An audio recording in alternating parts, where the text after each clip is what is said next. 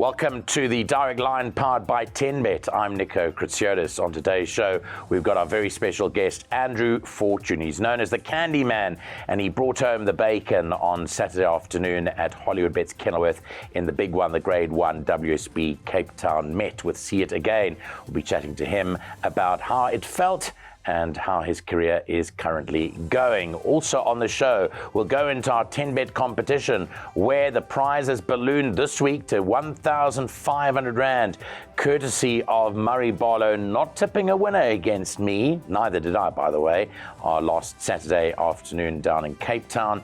And we'll get to talk about that a bit later on. In Nico's notebook as well, we'll be talking about the upcoming Highveld feature season. For racing have got some added incentives to attract people to bring their horses up to Joburg to run in the 5 days of championship racing, which starts this coming Saturday, the 7th of February. That's all on the Direct Line powered by 10Bet. Hopefully you'll stay with us during the show. So our very first guest on the show, in fact, our only guest on the show, because we've reserved it all for him, is the man that provided us with some great excitement on Saturday. Also, I think a lot of punters out there would have won a lot of money because he was tipping himself the whole way throughout the week leading up to the big event. Andrew, the Candy Man Fortune, joins us from Cape Town, where he is just waiting to ride a few more winners out at Hollywoodbets Kenilworth again later today. Andrew, it's a magnificent story. You and I go back a long way, but this was sort of written in the stars for you. And you must still be on cloud nine. I mean, you were so ecstatic after your win in the Met on Saturday. Hi, Unica. Thanks for having me. I don't know about cloud nine. I'm racing today. Cloud nine is gone.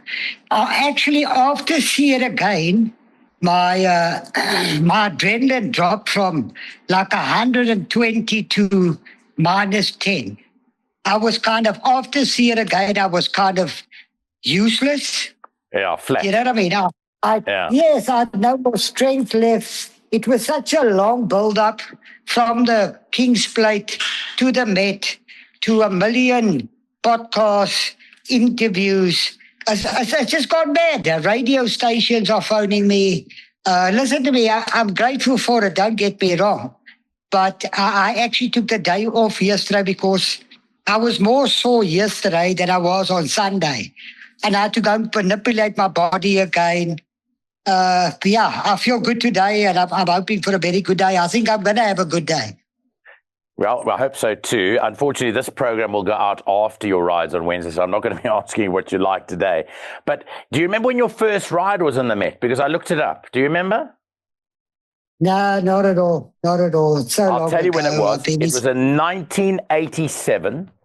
You rode a horse, the Model Man won the race, and the horse you were on was a horse called Blairio. You ran 6. You only beaten about 3.5 lengths. Do you remember him? Bert Abercrombie. Was it? Yeah. So he ran 6th that day. Yeah. Yeah. My boss trained him, Bert Aber. So that's 39 years, Andrew, that it's taken to win this race. But 39 years later, you, as you said, you paid a lot of compliments on your faith. You actually, I didn't know you were that religious, but you said that God helped you through this. I don't know if it's religious or spiritual. I think there's a difference. You can call it what you like. If you want to call it God, or you can call it what you like.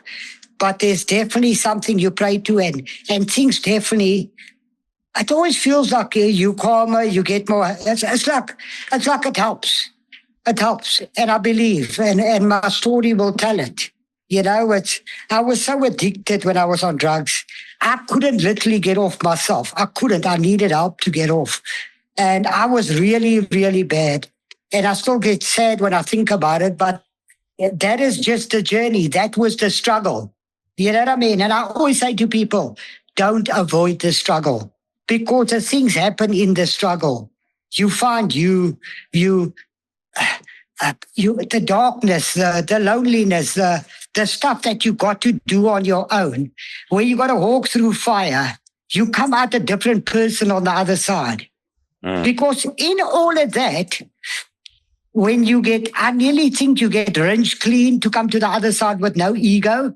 You lose the bad friends. You realize who's not important in your life and who is important. You see, it's like a cleansing when you go through the struggle. You come out a different person. It's like you're being prepared. You're being prepared for something. Yeah. I wanted to ask you, in all that time, there must be, I don't want you to name them, but there must be people along the way throughout all those struggles that have been a major influence on you.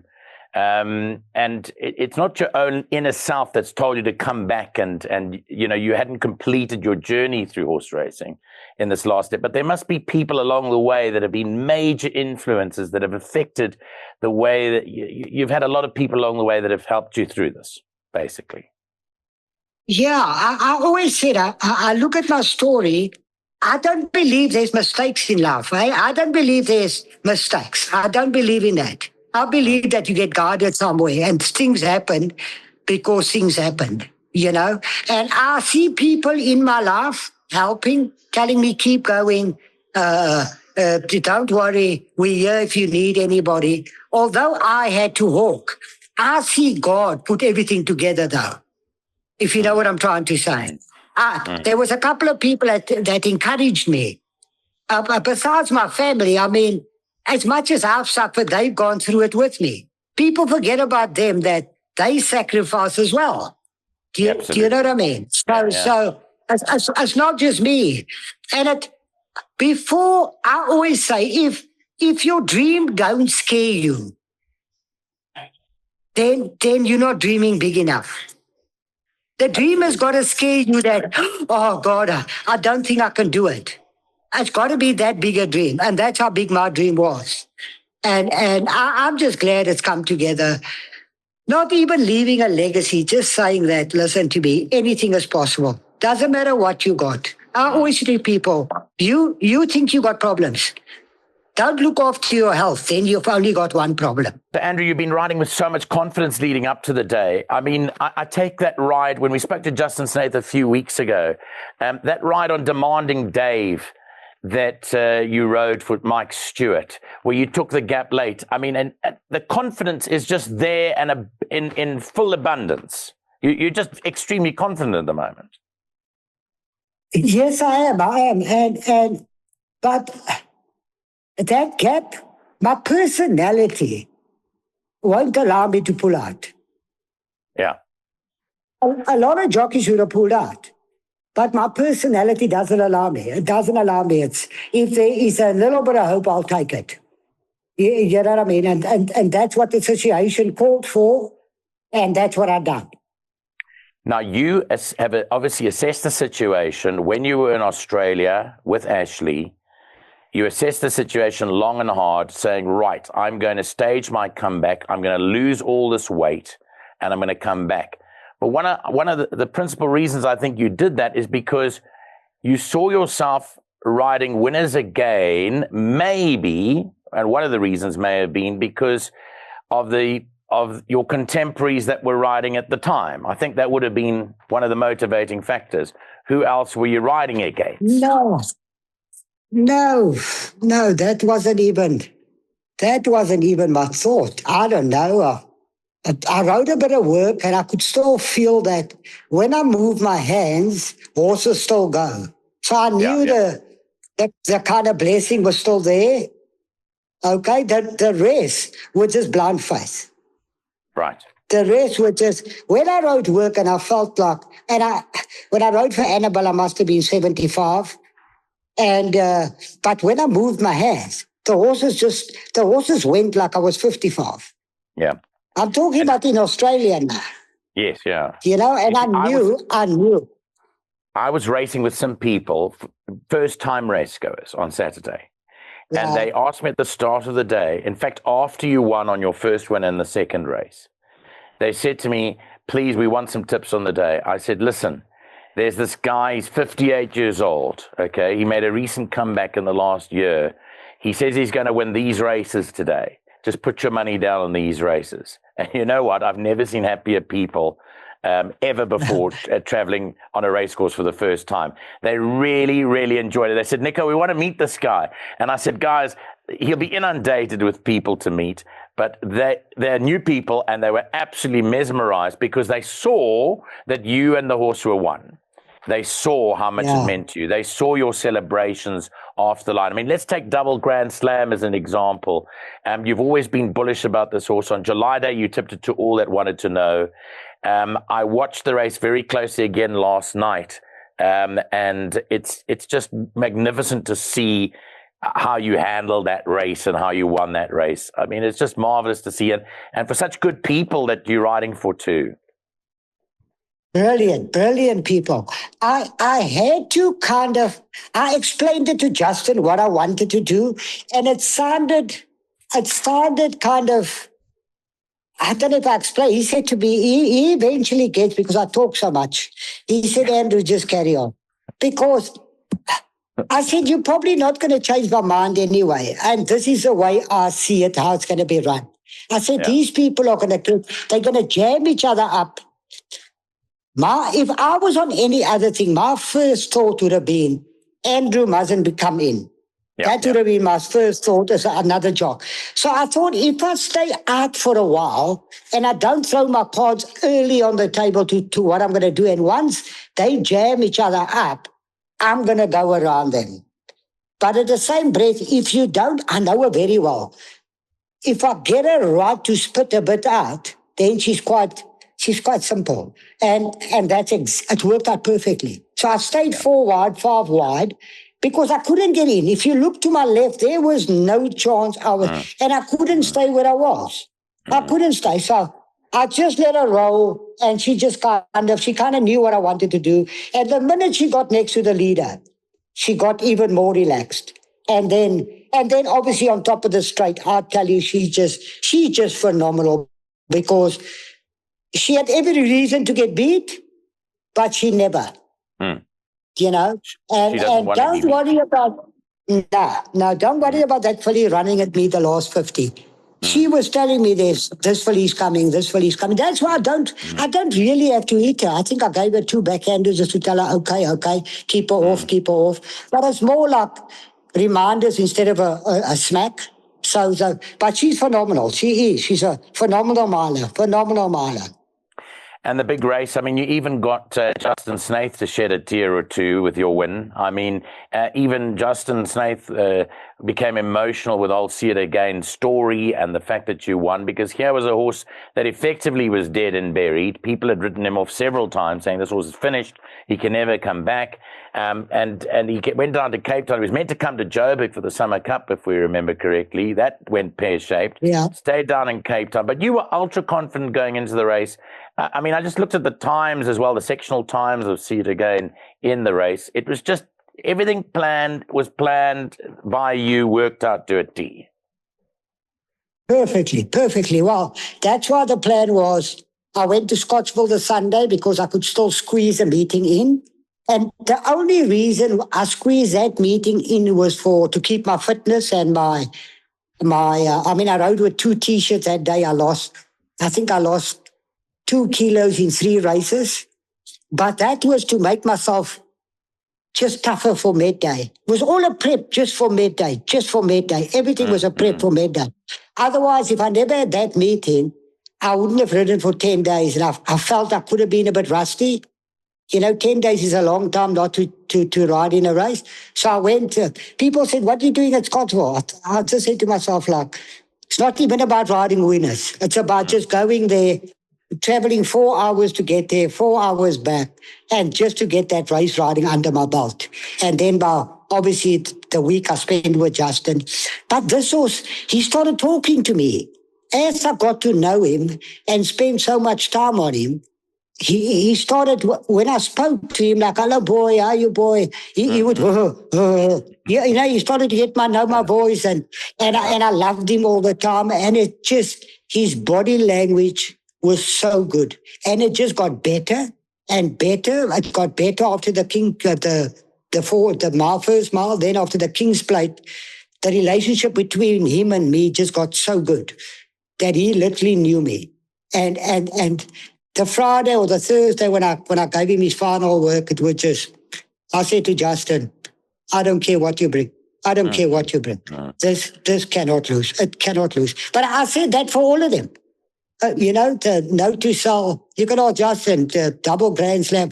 I said these horses are just flying. I mean, the sprinter the sprinter for the Basses. Well, I galloped him. And I just thought, I alwayou believe this world is about generations, and it was time for a up-and-coming 3-year-old to like, you know what I mean? And he was the perfect horse. And it looked like the right race, although it looked competitive. I didn't think so. Yeah. And the first person to congratulate you after Cedar Gainesman was your son, who ran second on Legal Counsel. As you were celebrating, he sort of gave you a tap after the line to say, Pops, you've done it.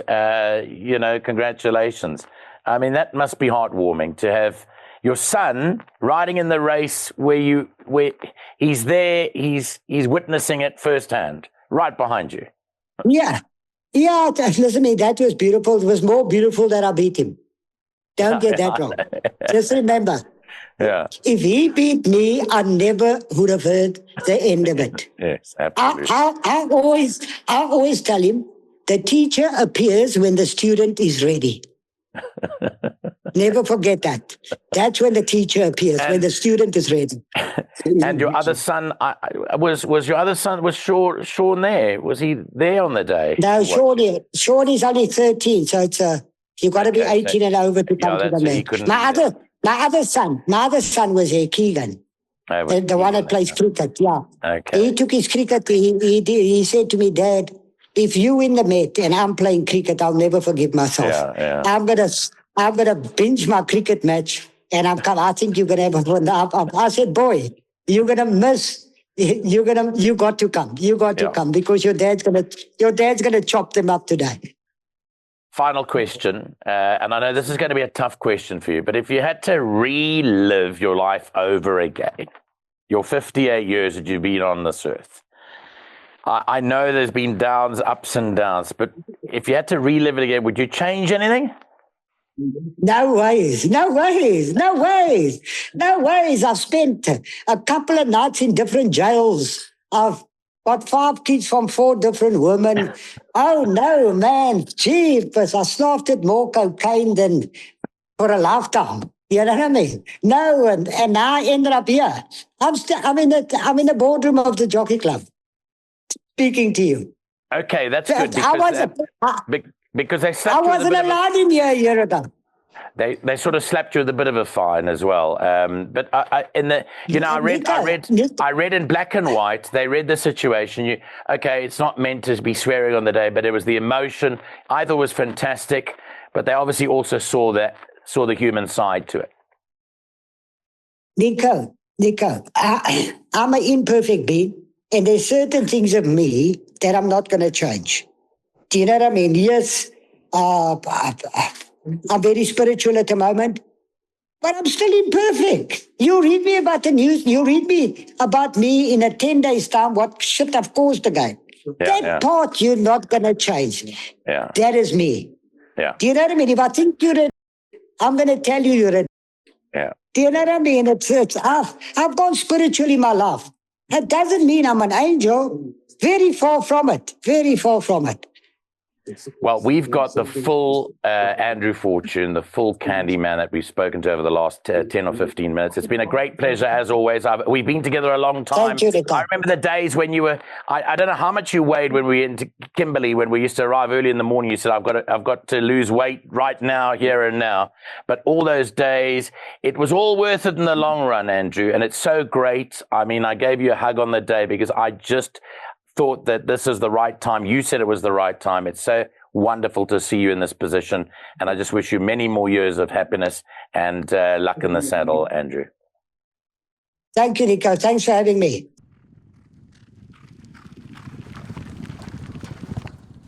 Well, it's competition time here on the Direct Line powered by 10Bet. And what you have to do is to send in your name and your mobile number to become a contestant on the show.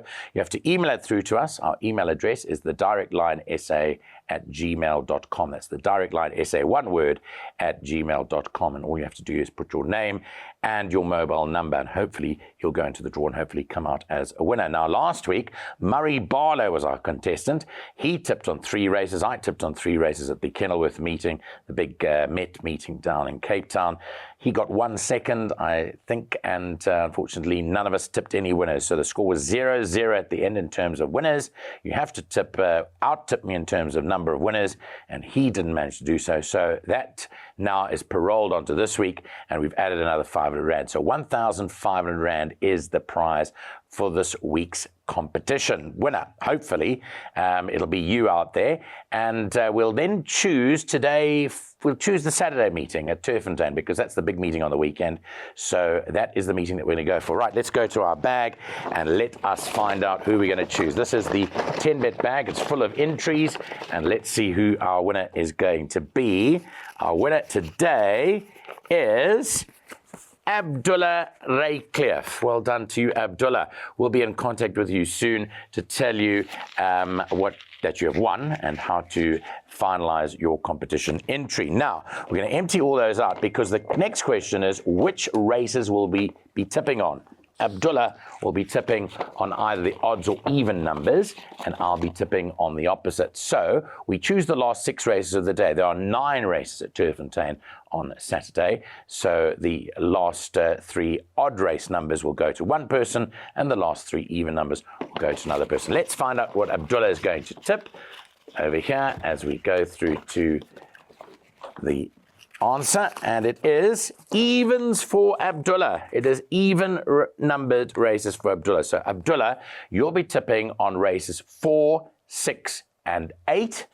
And Nico, yours truly, will be tipping on races 5, 7, and 9. Remember that you have to tip the most number of winners. If you come up equal, then that prize will be paroled, which means next week it'll be 2,000 Rand. At the moment, you can win 1,500 Rand. Abdullah has got the even numbers, races numbers 4, 6, and 8, and I will take races 5, 7, and 9. And we'll be announcing those tips early on Saturday morning to make sure that you can follow it during the course of the day. That's our competition here on the Direct Line.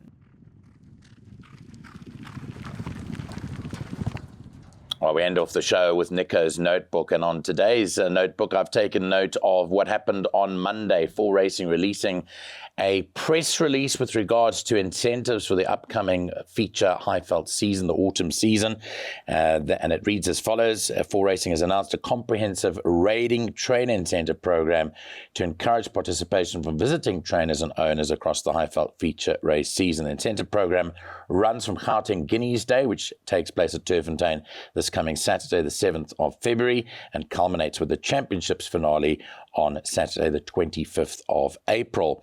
The following 4 days are recognized as the showpiece days: Guineas Day, 7th of February, Classic Day, 7th of March, Champions Day, 4th of April, and the championships finale on the 25th of April. For races on non-showpiece meetings conducted from Guineas Day through to the championship finale, the following incentives apply to winning raiders: 10,000 Rand to the trainer and 10,000 Rand to the owner. And for the designated showpiece race meetings, the connections of winning raiders of races worth less than 500,000 Rand will be eligible for 50,000 Rand to the trainer and 50,000 Rand to the owner. For events worth more than the 500,000 Rand on showpiece race days, an incentive of 50,000 Rand will apply to the winning trainer only.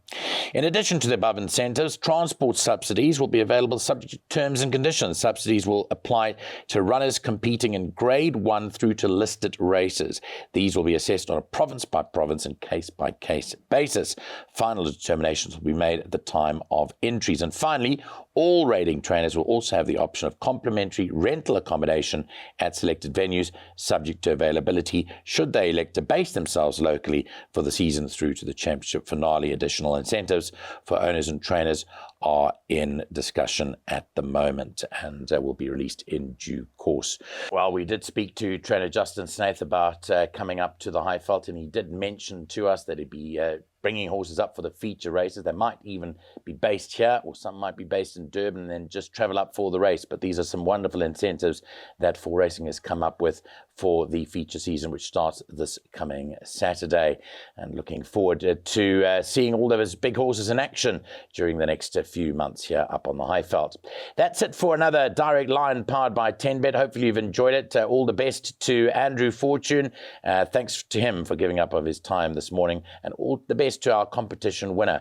May he try and snatch that 1,500 Rand worth of 10Bet vouchers away from us during the course of the weekend. We'll see you again next week on the Direct Line powered by 10Bet.